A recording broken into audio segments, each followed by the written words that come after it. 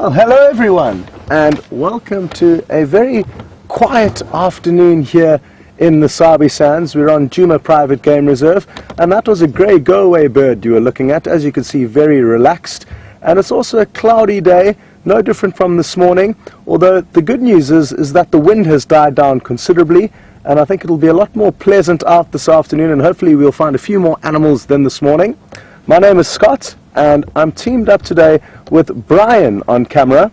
Brent is headed out with Andrew on the other vehicle, and we have both decided to head into the same area this afternoon. That's going to be the area where I actually had some leopard tracks this morning. They were tracks of a male. We're not sure which male it is exactly. It could be one of four really in all likelihood, either Djuma, Quarantine, Tingana or Mvula. So any one of those four are lurking around Djuma, and we didn't have any luck locating it, but we're fairly confident it has not left a certain block. We checked the perimeter of that block that he headed into several times, but didn't have any luck in finding him.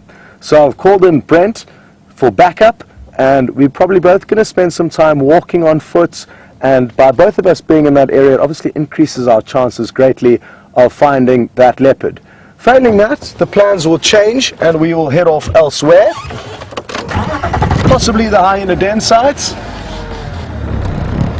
Now, this is a live safari. If it's your first time joining, it's great to have you on board with us, and it's important that you know right from the beginning that this is an interactive safari. So if you'd like to ask myself or Brent any questions, or let us know your thoughts and feelings, please do so. And it's really easy. You just hashtag Safari Live on Twitter, or send an email through to questions@WildEarthTV.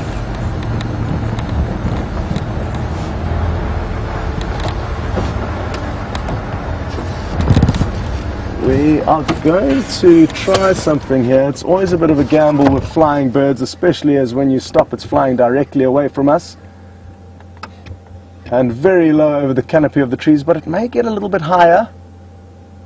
It was a Bateleur eagle, and it'll be battling to fly today because there's no hot air thermals rising up off the ground due to the cloudy conditions.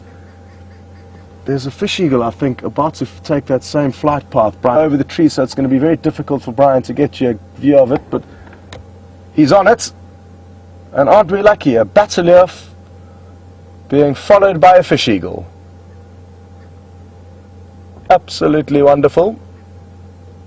We don't see the fish eagles perched that often, and I guess they're spending time where we are not spending time during the day, because there are such beautiful birds that we would love to show you more views of. As I was saying, though, on a cloudy day like this, that's very cool. There will be no hot air thermals rising up off the earth, and a lot of the birds of prey really need these in order to be able to efficiently fly very high, because then they don't need to flap their wings, as you saw both the Bateleur and the fish eagle doing.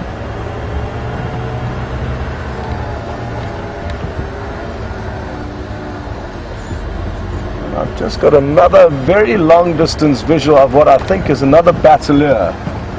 It's kind of in the area, I think, where we had these leopard tracks, so it's going to be a good indicator as we get closer by. Bateleur will often help us to locate leopards when they have kills hoisted up in trees. The Bateleurs are capable of hunting, but will also do a lot of scavenging. They're kind of like an upper class vulture, you could say. They're a little bit more fussy, and they're also very well adapted for finding prey before vultures. So they fly quite low over the canopies of trees, kind of specifically looking for leopard kills, and are often the first birds on the scene. Just going to creep forward a little bit more. This road's going to take us right in and amongst quite a large herd of impala here.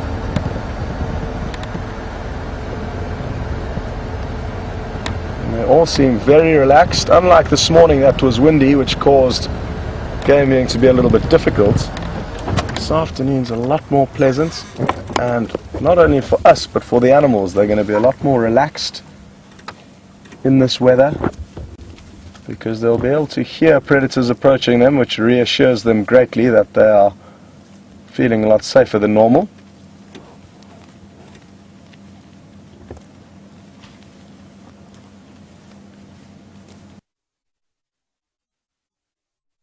Sadly, the one large male that is in this herd, I don't know how those horns will develop. And they are all really enjoying snacking in this little area.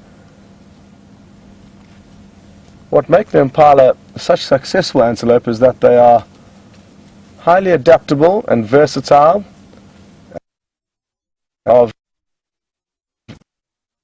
You can see some nibbling on grass,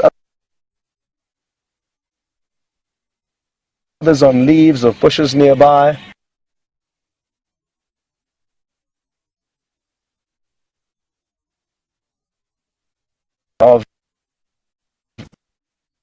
You can see some nibbling on grass, others on leaves of bushes nearby. Or near London are causing trouble with the broadcast, so if anybody knows who's tampering with the satellites in London, please inform us. We've just stumbled upon some Inyala, and shame there's a youngster whose one eye has got a bit of an issue. I'm not sure what it is. We can see liquid seeping out of it, and it's got a white glaze. I'm not sure what could have caused it, if it maybe rammed a stick into its eye, but you may have got a brief glimpse of that liquid seeping down its neck. It sadly disappeared into the bush at an inopportune moment, but it is harsh out here. Even though it does have one eye though, because it lives in a herd, I think it will still be okay, but understandably it has a slight disadvantage now, or disadvantage rather.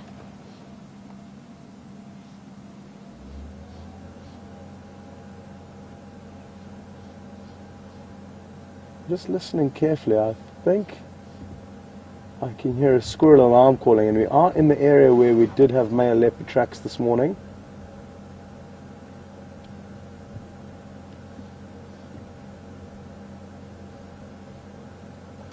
So what we're going to do is we're going to go back a little bit. Can't tell if it's a bird or a squirrel. There's a fan keeping one of the pieces of equipment in the back of the car here cool. Why, I'm not sure, because it's a very cool day as it is. Anyway, it just kicked in and prevented us from hearing very well. Let's get a little bit closer and see if we can work out what is alarm calling. It's a tricky area to work for leopard because the bush is very... See if I can't listen a bit more clearly.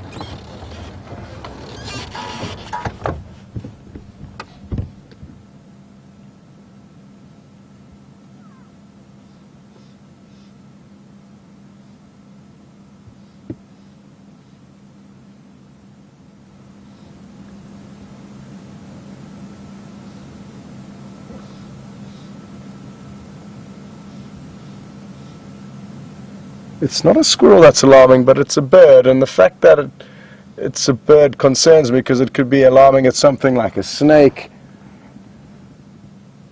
or a slender mongoose. Not exactly what we're looking for. Not that we wouldn't like to see a snake, they're just incredibly hard to spot.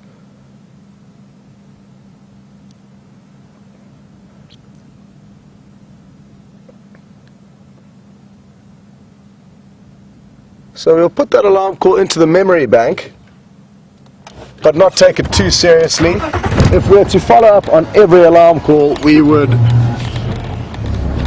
kind of be wasting our time, you could say, because it could be for smaller predators. We've kind of got to try and pick and choose when it's worth following up.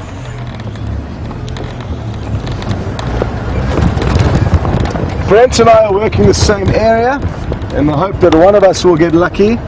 And it's very useful to team up, especially like today and this morning, other than these male leopard tracks.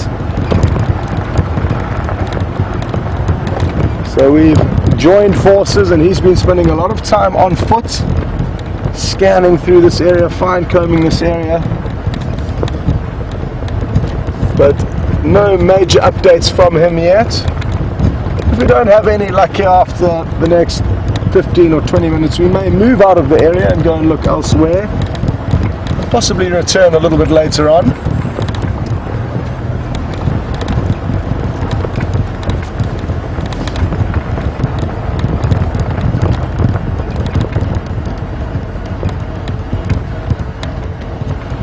Aha!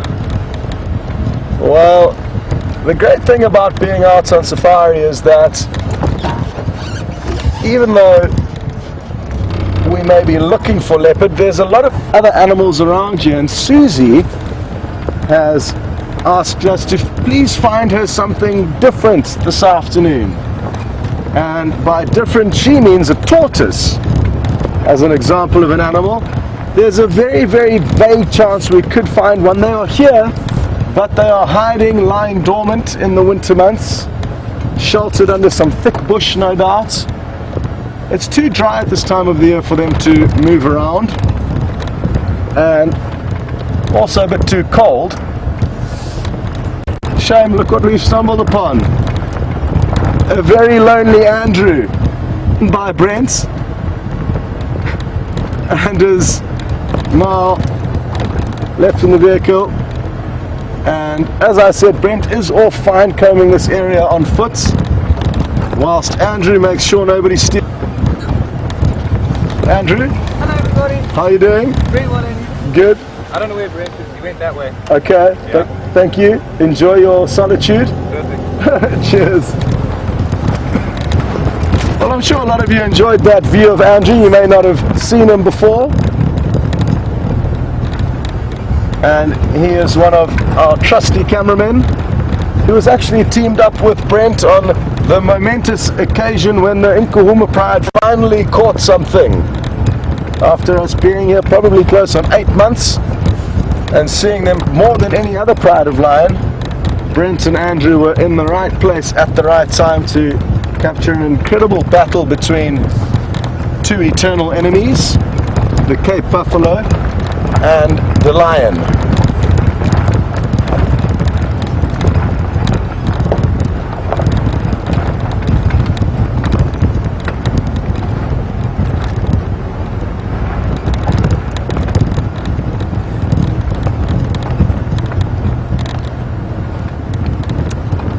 Speaking of lions, we've just got a question through from Daniel in England. Good to have you on board with us. And Daniel's interested to know if I was ever lucky enough to see the Mapocho coalition of male lion. There were initially 6, but when I arrived in the Southern Sabi Sands there was only 5 together. And yes, I was very fortunate, Daniel, and did get to see them on a number of occasions. And I was just chatting about them the other day. One of my fondest memories is of all 5 of them roaring early one winter's morning with the steam coming out of their mouth, and we were only meters away from the vehicle, and the sound of those 5 males calling from just a few meters away is, you could almost say, a life-changing experience. The vibrations literally reverberate through your, and if there's one thing that I could choose to share with my clients on safari, it would be to hear male lions roaring up close. So yes, I have been lucky with them. And there are also other big coalitions around. It's not uncommon to get big coalitions, especially in the Kruger National Park, where we are here. And the Birmingham Coalition is a prime example of that, Daniel. There's 5 male lions in that coalition at the moment, and they're beginning to throw their weight around and could very well become the dominant coalition of the area that we're in the coming months.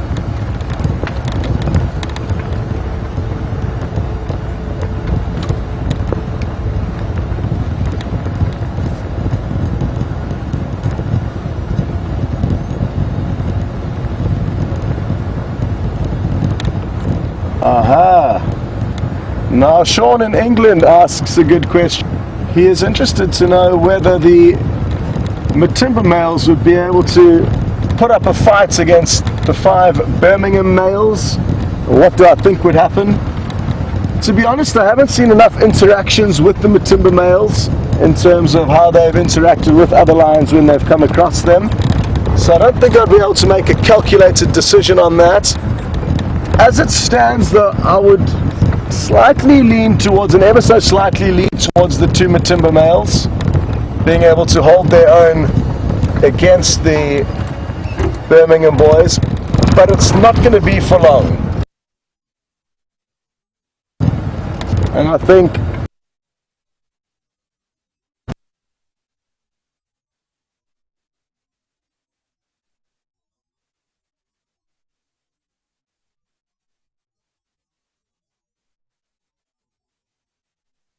bigger and stronger, and we could certainly be in the right the two of them.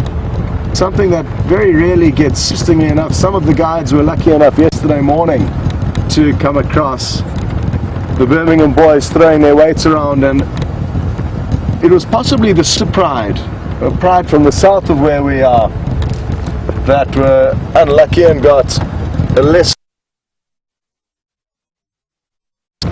They have 2 young buffalo kills that they made.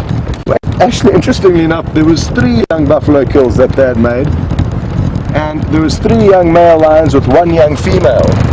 And the young female hid while all the males were fighting with one another and continued with her buffalo kill. They were all small buffalo, and the Birmingham coalition chased off the 3 Sparta males, stole their remaining 2 carcasses and fed on them. And I don't think they knew that this female was there. She's still there today. The Birmingham males moved off and killed another fully grown buffalo last night, south of Arethusa. So let's go back here and flew below the radar. But there's going to be a lot more lion encounters and interactions with one another over the next few months. And it will be something incredible to see. It's something that I've very rarely seen, because it's not something that happens hugely often. A lot of the times lions will be able to run away and avoid confrontation from more dominant or dangerous lions, but there will come points where they actually clash, and again the sound as well as show of power and strength in those clashes is something that would be incredible to witness.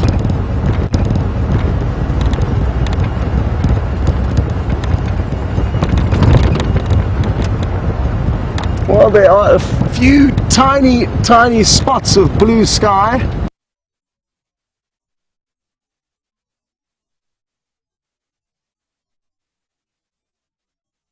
But thankfully it's not nearly as cold as this morning because it's not windy. It's a lot more pleasant than this afternoon, than this morning.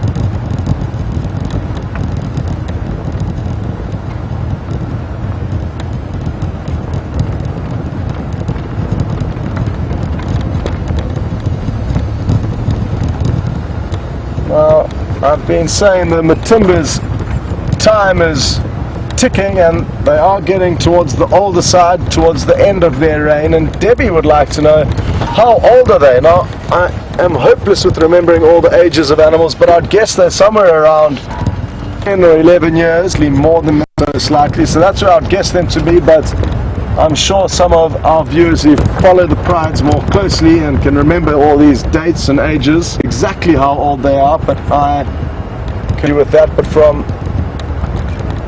the way they look and how long they've been around for in general, and how their initial coalition has actually disbanded from 4 members, which it was initially I think to 2, indicates to me that they're probably 10 years or older.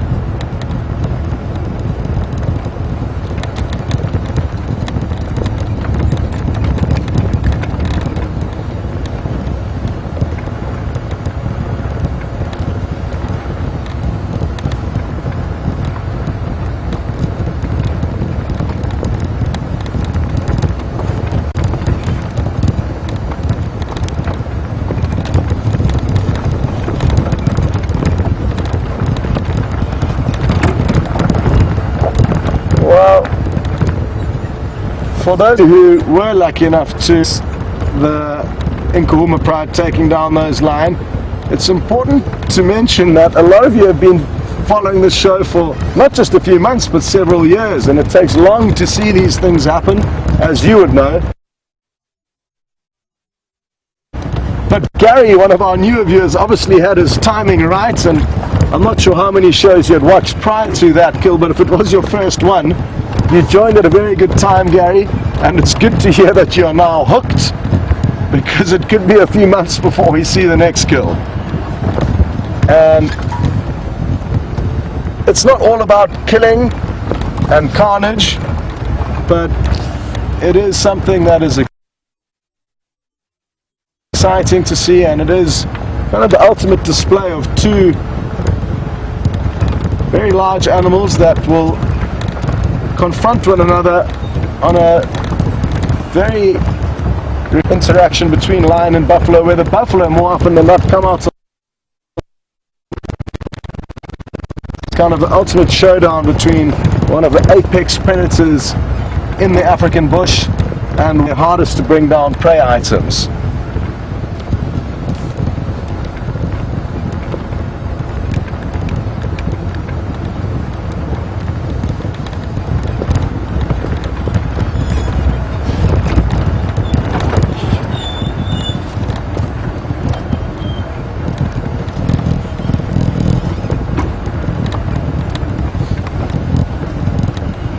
I've been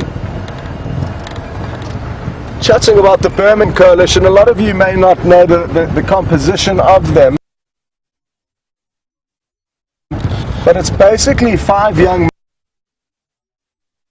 males, one of which is slightly older, 3 are look to be the same age, possibly from the same lip males, or possibly even an older male that will tolerate him and accept him. I've heard of scenarios happening where a young male will come across a large male, they'll have a fight, and then lie up 20 meters away from one another, looking at one another for a few minutes or hours, and then eventually become friends and then become a coalition.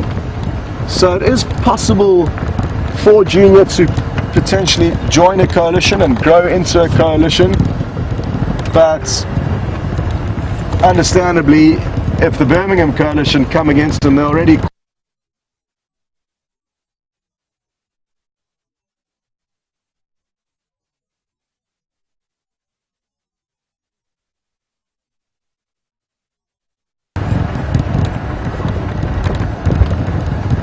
well, I'm sure a lot of you are wondering whether Andrew is still stuck on the vehicle alone and whether Brent has made it back from his treacherous walk. I'm only joking, it's not treacherous. It would be if you didn't have training or know what you were doing. It wouldn't be a clever idea to walk around these areas, but Brent has got vast experience in the bush, and especially in the bush.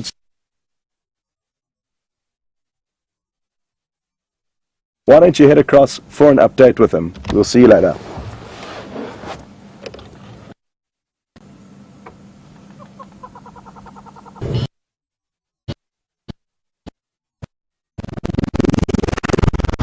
Welcome everyone on this live African safari. My name's Brent and I'm going to have Andrew on camera, who I believe you all got to meet. Apparently, Paul. So just a little update on what we've been up to.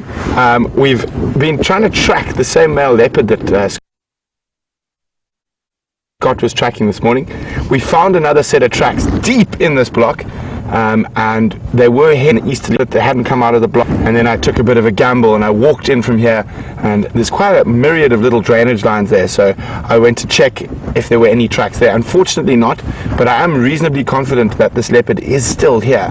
Unfortunately, they are playing hard to get, as they do sometimes, but they are here, and hopefully we can find them, and I guarantee you I'm not going to give up. Sometimes they get the better of me, sometimes I... For those of you who might be new, welcome, and we are in a live safari. We also are interactive, so you can ask us questions about what we've been doing and what we've been seeing, or if you've just wondered about different interesting facts about the animals we see on the live safaris. And you can do that by emailing us on questions at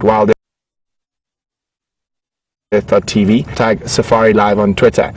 But anyhow, enough jabbering, time to get moving and find...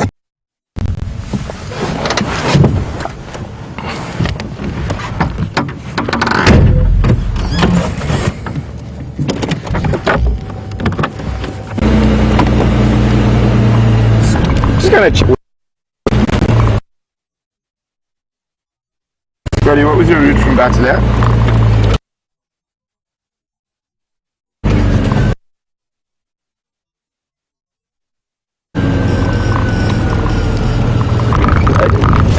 nothing coming out. I'm pretty sure he's somewhere between Bateleur Central and Nyala South. Wasn't there. I'm sure he's just hiding. In that block is a lot of little drainage lines and quite steep ones, so can make it quite a little. Oh, what's that? And I've just spotted it.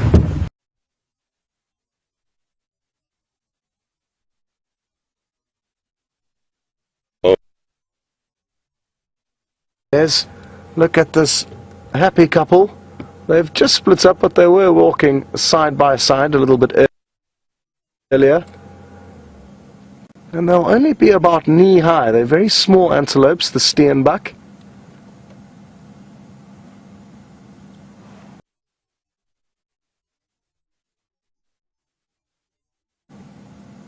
Oh, here's the male coming back, and he could be wanting to mate. It's that time of the year. There we go. He's certainly interested in not just feeding, and let's watch closely here.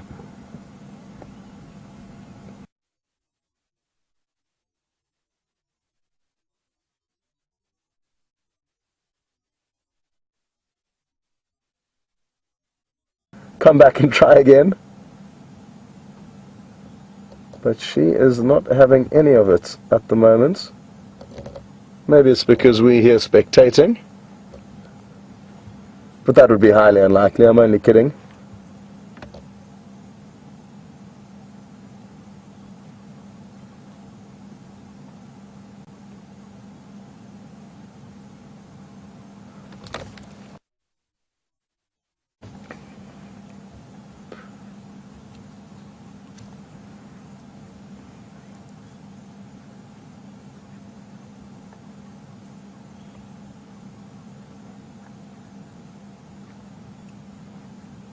So this is the time of the year where we can expect to see a lot of the herbivores mating, because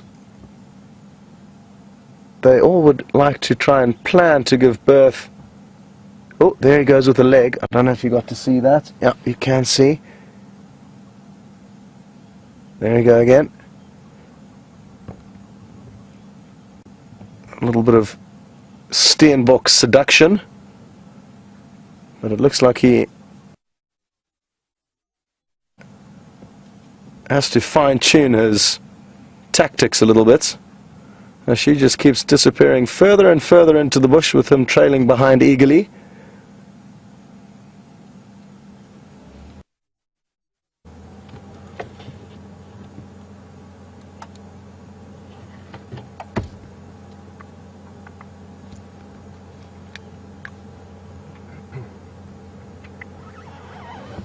Okay, well, I think we'll leave these steenbuck to do what they are trying to do over there, and we're going to send you back to Brent, and we will continue down Quarry Pan Road on the never-ending search for anything interesting.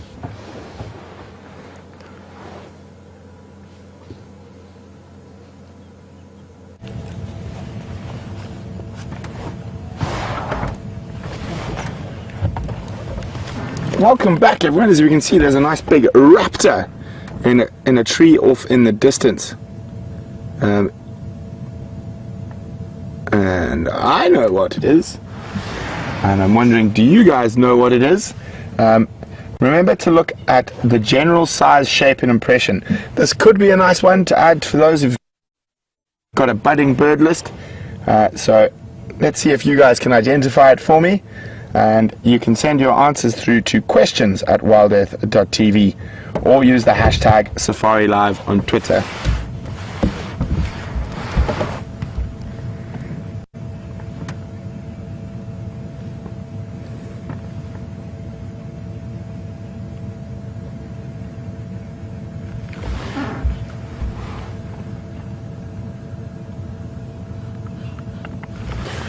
So, a beautiful big raptor, one of well, I don't think I'm going to give that too much information away. That might make it a little easy, but see if you guys can figure that out.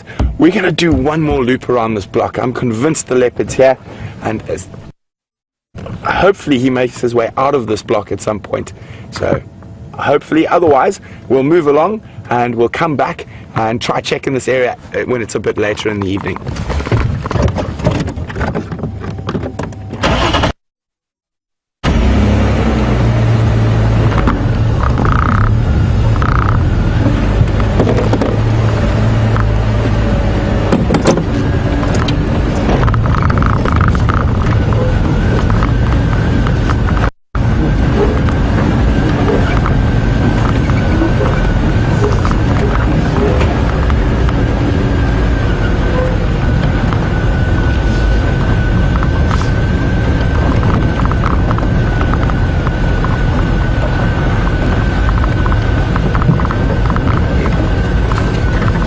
So those of you who were with us on the sunset safari yesterday would have noticed we saw a very peculiar wound on a very old female Cape buffalo.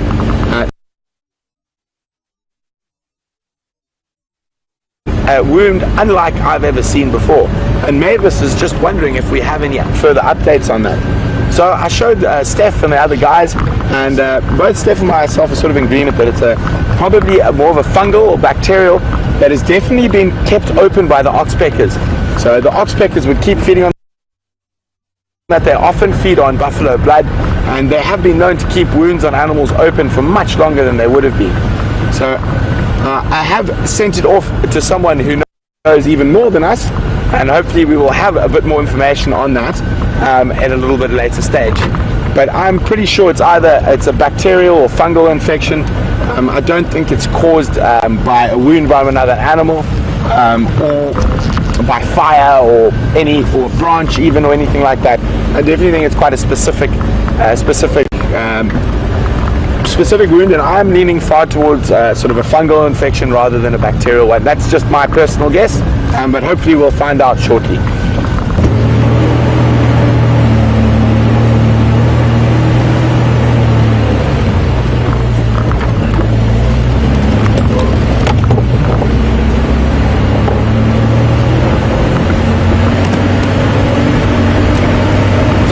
I was just getting through the dip before speaking again in case there was a little bit of signal breakup. So still on injuries to animals that happen out in the bush, Judith from North Carolina was wondering whether there's a veterinarian close by that might actually come in and help intervene on behalf of the animals. Judith, generally we don't intervene. This is an open and natural system. It's 3.5 million hectares, so it's probably around 7 million acres if you include the Transfrontier parks and the private reserves that border the Kruger. And this area is unfenced, and obviously there's a lot of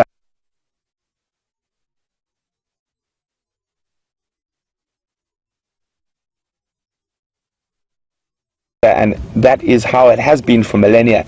And who are we to start interfering now? In very rare circumstance with endangered species like wild dog and cheetah, maybe a veterinarian might be called and consulted whether it's worth saving the animal. But that is a very rare circumstance. Most of the time, even with animals like that, we will let nature take its course. You can see we've got a nice little herd of impala behind us.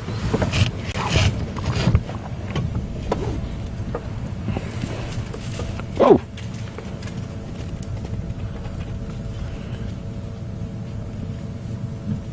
So the majority of these females would be pregnant now after the rut, but we're not going to start seeing any signs of them showing yet. But in a few short months, sort of maybe even towards halfway through November, normally closer to the beginning of December, we might start seeing those incredibly cute little guys. And then if we look up against the tree where there's that little bundle of them, you can see there's a young male walking there. And can you believe he was born sort of November, December last year, and already he's nearly the same size as the adults.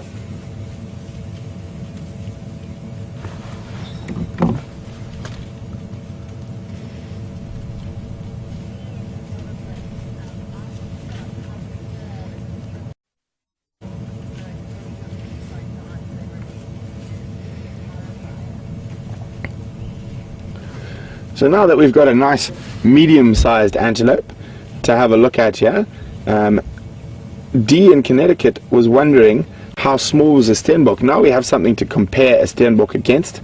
So a Stenbok is one of the dwarf antelopes.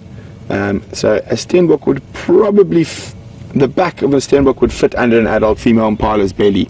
So they are really, really tiny. I would say the second smallest antelope we get in the Sabi Sands. And I have not seen the smallest antelope in the Sabi Sands since I've been at Djuma and Arathusa, but there is a slight possibility they might be here. And I know we've got another question out there waiting on the answers on that nice big bird of prey, but I'm tempted to give you another one. Keep your brains working hard. So we have, I don't think they've ever been seen on live drives. I heard of one being seen last week in a property neighboring us. I've seen them a little bit to the south of here, but what is the smallest antelope that occurs in the Sabi Sands? And you can send your questions, so your answers to questions at WildEarthTV, or you can use the hashtag SafariLive on Twitter. So it's quite obvious the leopard isn't around here, as the impala look very relaxed, unless there's a very sneaky leopard stalking them, and hopefully if there is, we'll be in the area if they spot it and start alarm calling. So we're going to continue on a little bit, see what else we can find, and I've got a good feeling we're going to find something fantastic on this sunset safari. It doesn't matter if it's a big, hairy or scary. It could be the tiniest, most beautiful little winter flower, but there's definitely an array of wonder for us to discover out here.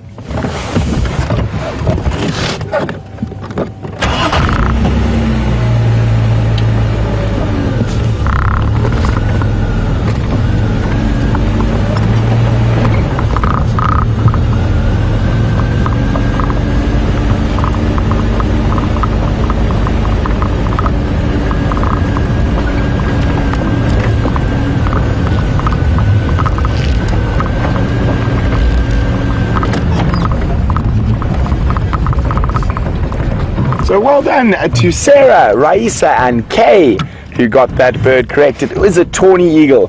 It is one of our, probably our only resident large brown Aquila eagle or true eagle that stays throughout the winter. During the summer months we do have warburgs and occasionally lesser spotted as well. So well done to you guys and many, many others who got that right. Those were just the first three who were fastest on the keyboards this sunset safari.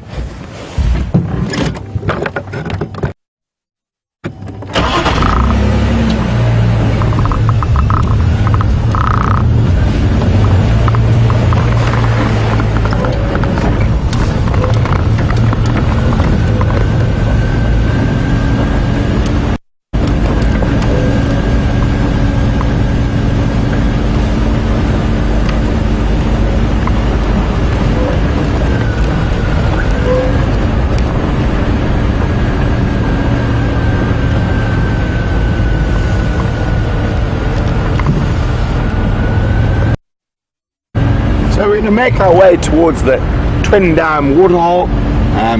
Hopefully we do find something there. On these cooler days the animals are less sort of attracted in mass to the waterhole, but you never know, someone might be thirsty.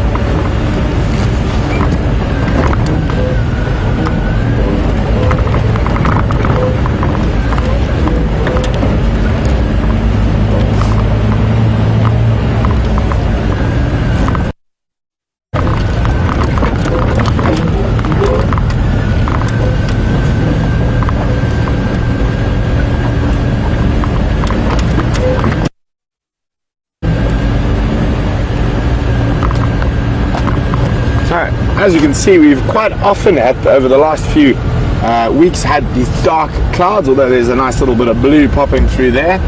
And Kevin's just commented we have these dark stormy skies but no rain.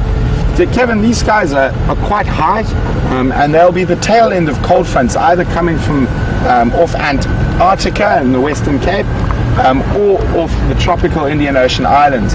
And by the time they get to us, all the dry weather out here and this very dry climate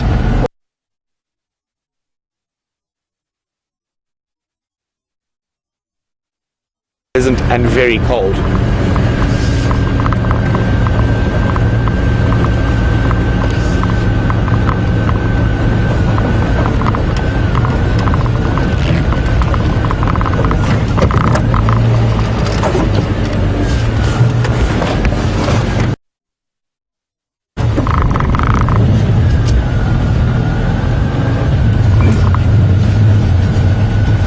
So we have found a flowering winter plant. Can you get them there, Andrew? Yes. There we go. And it is a little succulent. And there are the flowers. Let's see if I turn them to you. Very, very pretty. These ones aren't quite open yet, but they will be shortly. And if I don't think, if we go through to the back, you can see the leaves. It is a succulent. I've done quite a bit of research on this, and I haven't been able to find that it's used for any medicinal purposes or anything like that, but still a very, very pretty flower, and nice to have a bit of color in the bush at this time of the year. And it's called a narrow-leaved calantio. So very, very pretty, and it's amazing. I actually didn't know this when I flower when I first started working at Djuma, and it was Andrew who put the camera on it when we were looking at a plumbago in a drainage line, and thanks to the viewers who actually helped me identify it, and now every time I see it I think of all of you guys and Andrew, and it's amazing that you can always improve your knowledge. Every single day you can learn something new if you take the time to. So thank you to Andrew for putting me on the spot, and to you guys for helping me identify it. A narrow-leaved calantio.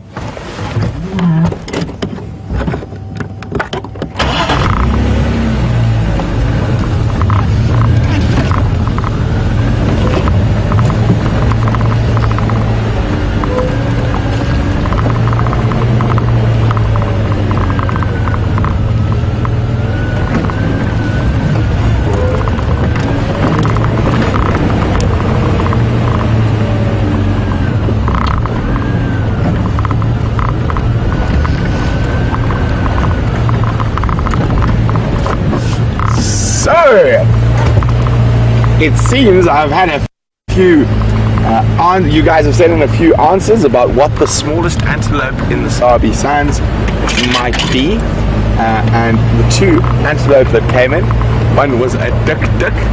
Unfortunately not. They are incredibly cute, but we don't get them here. In southern Africa they only occur in northern Namibia and southern Angola, and the other was a blue duiker. And I never heard of a blue duiker being recorded in the Sabi Sands, so not a blue duiker. So I think finally I might have stumped you guys, and it wasn't even a nearly impossible tree. So keep trying, and we will be waiting, and we will see if someone manages to come through at the end.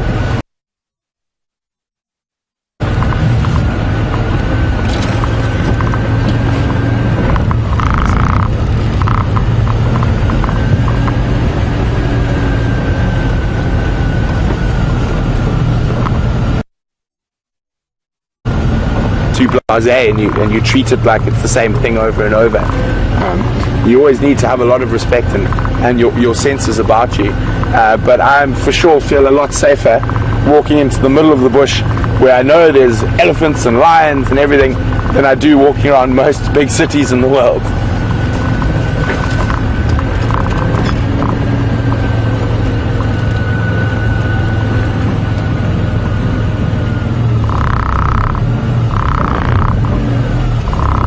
Sorry guys, we had a little bit of a brief signal drop as we moved through there. We might have another one shortly. We're about to cross through a big drainage line, and then also I'm going to have a little afternoon meeting with one of the other guides who's making his way towards us. Looks like Andrew.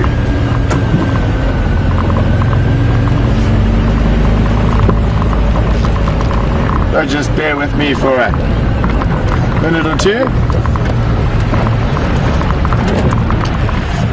Hello, Mr. Koza. How are you doing, man? Good himself? Good. Hi, Andrew. Hi, everyone. How are you doing? Good. Hey. Any updates? Just a lot of anyone down the door. Okay. Along the road, a lot of there was a two bulls in Yala, right? Okay. And there's Ngala still south. Yeah, they probably somewhere here. Okay. I'll go maybe check Weaver's Nest a little bit later. This are sticks we guys, I think you haven't seen them yet. Yeah, you were tracking them this morning. Yeah. They went probably somewhere there. And then this guy actually won it. I don't think anyone's been there yet this evening. Let me check it out there. Okay, cool. Cheers, Andy. Thanks, Enjoy. Cheers, everyone.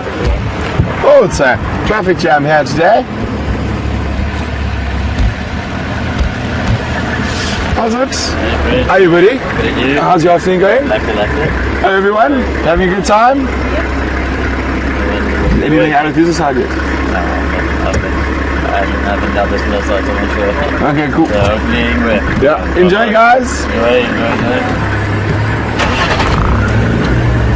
Sorry about that, folks. It seemed to be a bit of a traffic jam there. We had two vehicles back to back, but now you have my undivided attention.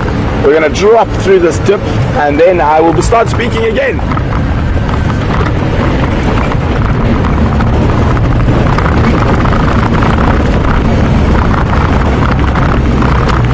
There we go.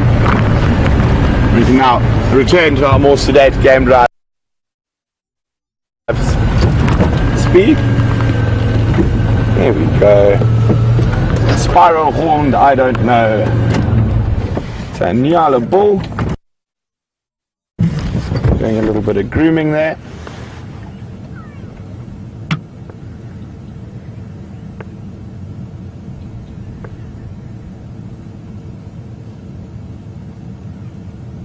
So, for those of you who might be new viewers, you heard me call it a spiral horned, I don't know.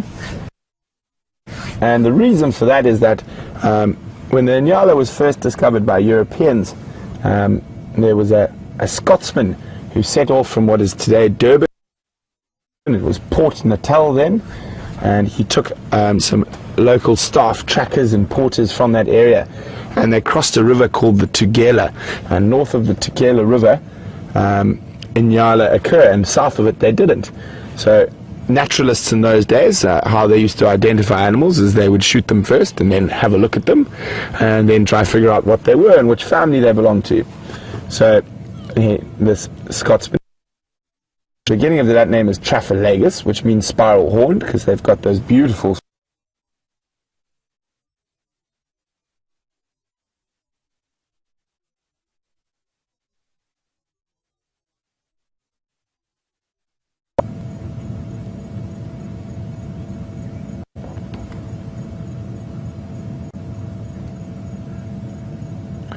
Well, we seem to be in, this morning on the sunrise safari, we found an impala who was hanging with a kudu, one lone impala male hanging with a kudu, and today we find one lone impala, or the sunset safari, we find one lone impala male who's hanging out with a Nyala. So it seems some of these impala in this area have a thing for hanging out with spiral-horned antelope.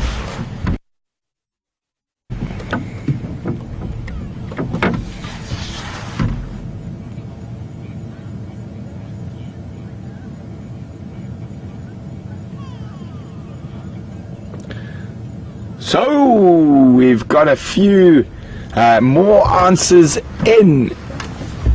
A few more answers in on the smallest antelope species that occurs naturally in the Sabi Sands. We've had red duiker, klipspringer, and Sunni, and none of them are correct. I think I finally got you guys, and I really thought it was going to be a tree.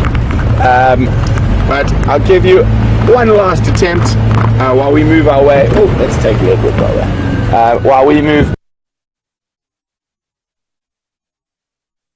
down this road, so I'll give you a little bit longer. I'm sure someone must be able to find out which one it is. I might even ask Andrew, see if he knows just now. I think he does. have a look of a big bemused look on his face. We'll see. We'll let Andrew have a guess before we reveal what it is.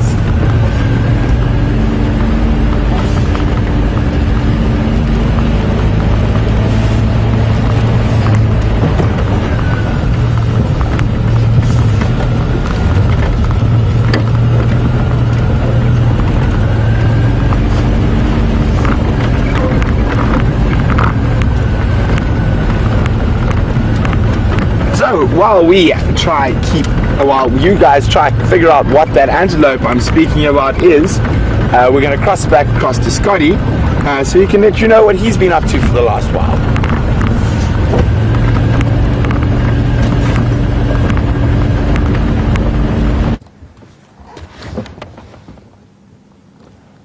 Welcome back, everyone, and this is an abnormal view of the Buffels Hook waterhole. So it's a view a lot of you may not be familiar with. We usually either park on the left-hand side up ahead or the right-hand side up ahead, but we thought we'd come and show you a different angle. Now, there was a go-away bird, I think, drinking along the water's edge, but it has flown off. But there are a few Cape turtle doves flying in and out. We've been parked here for about 10 minutes. Not much is going on here. No sign of any mammals. And also no audio of any potential threats in the area. It's been fairly quiet in terms of any bird calls or alarm calls. So we're going to continue, as tempting as it is to stay here. It's such a beautiful scene. We will press on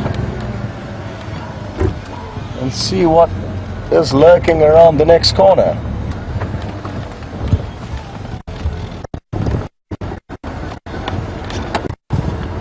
So I'm told Brent has stumped you. That means he's got a double up. This morning and this afternoon he got you guys, so you're going to have to do your homework if you want to keep on top of Brent's quiz.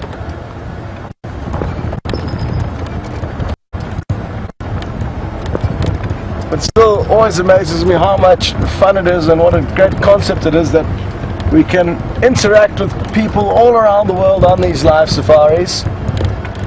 And thank you very much for all your contributions and participation, because it really wouldn't be the same without you guys.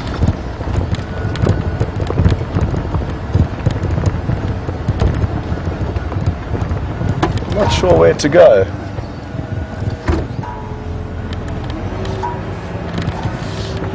But now I am. I've made a plan, and the plan is to take Hippo Pools Road onto Cheetah Cut Line. And I feel that Cheetah Cut Line has not provided me personally with any sightings recently enough, so I'm going to cash in this afternoon. A long overdue sighting on Cheetah Cut Line. Had lots of sightings along there, but not for some time.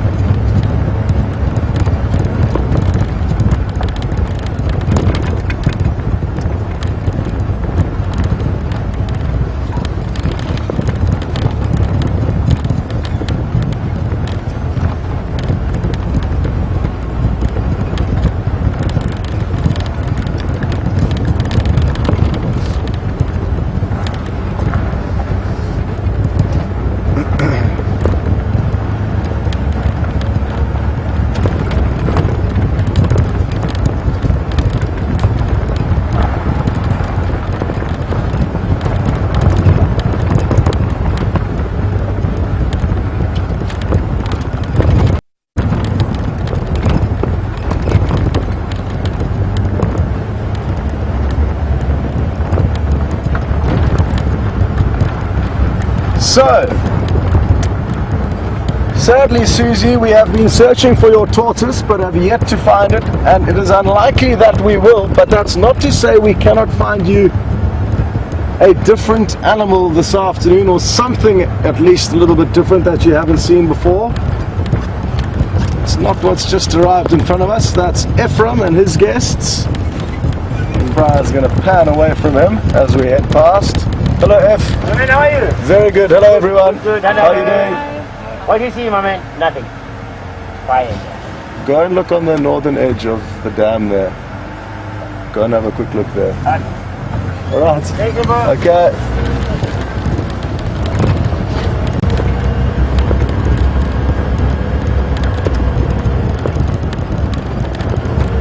Okay.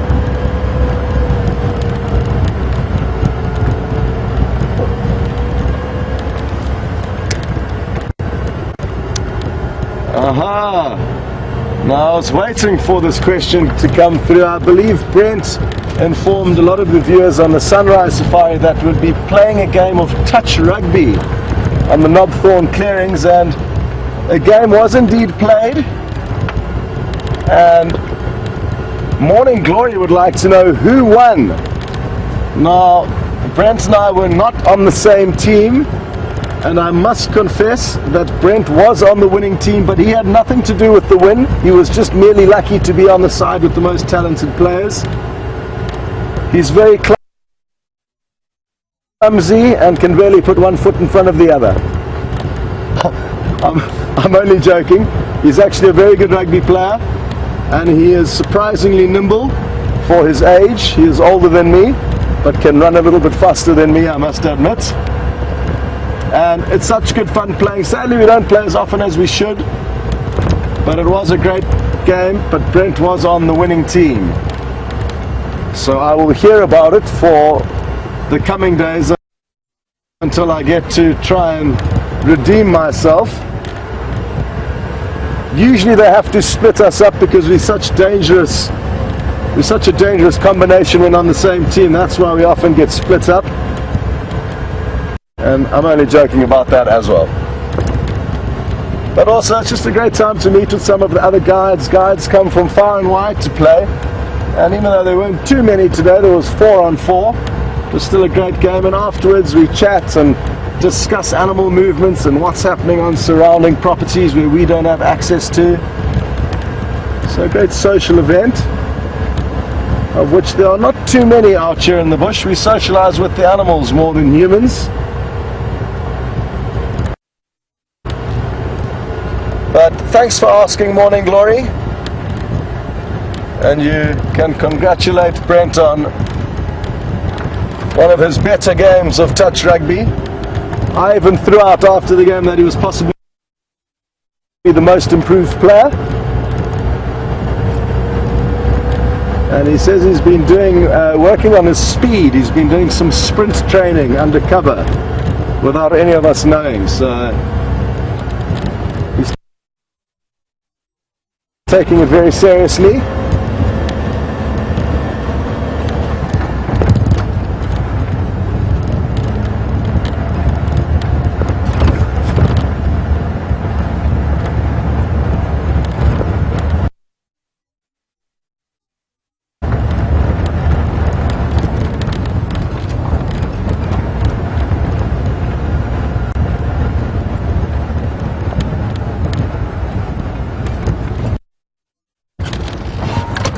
Now, I'm not going to quiz you on a tree, but I'm going to quickly teach you about one. It's over on our right here, and it's got big green leaves. At this time of the year, you would not be able to confuse it with anything else really because of these big green leaves. And there's something else that I'd like you to show you, which will help you to remember the name of this tree.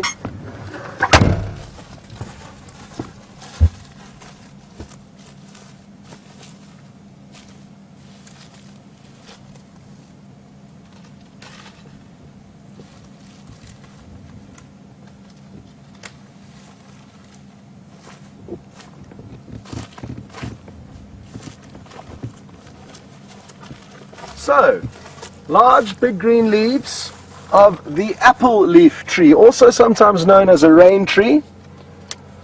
And an easy way to remember the name of this tree, and I'm not sure why it's actually called an apple leaf tree, but one of the theories behind it is that if you were to all close your eyes now, I'm going to crush up these leaves close to the microphone, and you could just imagine somebody biting into a big green juicy apple. So close your eyes and listen carefully. That sounded like somebody biting into an apple, I guess. Apple leaf tree, big green leaves. That is in the memory bank forever. So now if Brent quizzes you, you will know the answer. Good.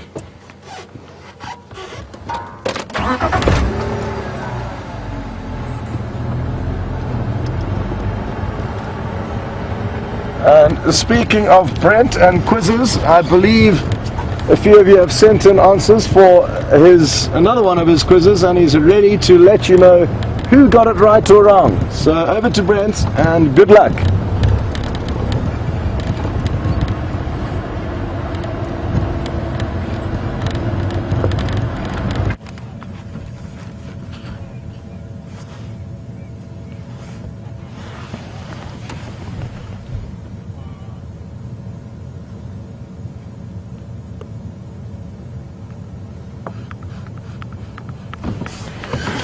Welcome back, everyone. We're just sitting here looking over this absolutely splendid vista and listening for alarm calls. Unfortunately, it seems like the animals have one up on Scotty and I on this sunset safari, but don't worry, we haven't given up yet. So apparently I have managed to stump you finally, and stump you with a mammal. I was really convinced it was going to be a tree or a grass. So I'm going to reveal what animal it is now.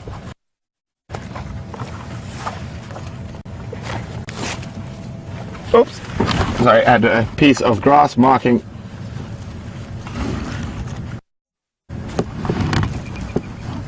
So someone came very, very close with a Cape Grysbok. But we don't get Cape Grysbok here, we only get them in the Western Cape. It is a Sharps Grysbok. So Geert and Masper came very close, but it is a Sharps Grysbok, so you were in the right family. But not a Cape Grysbok, which only occurs in the Western Cape. Quite aptly named like that. I'll show you the distributions now. And that is the distribution here of the Sharps Grysbok.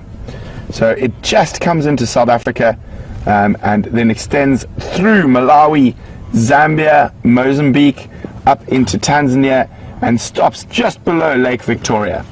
And the Cape Grysbok, which is the closest relative, literally is very much confined to the Western Cape and Eastern Cape of South Africa. So very, very close, but unfortunately not. And it was named after a guy called Sir Arthur Sharp, who first collected, inverted brackets, shot one in southern Malawi, which was then Nyasa land, because Lake Malawi actually used to be called Lake Nyasa. But anyway, here we go. I can't believe I caught you with the mammal. I really can't. I'm actually flabbergasted.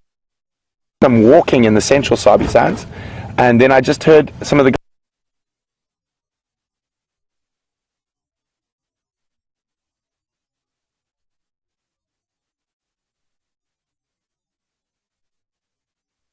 quite rare in this area, and so I will be keeping my eyes out for them. Definitely like to add that to our mammal list in the area.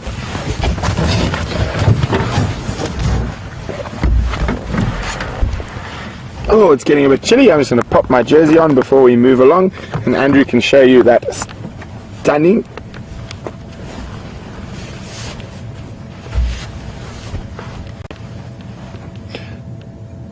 So we're going to cross across to Scotty very quickly, who's got a feathered friend.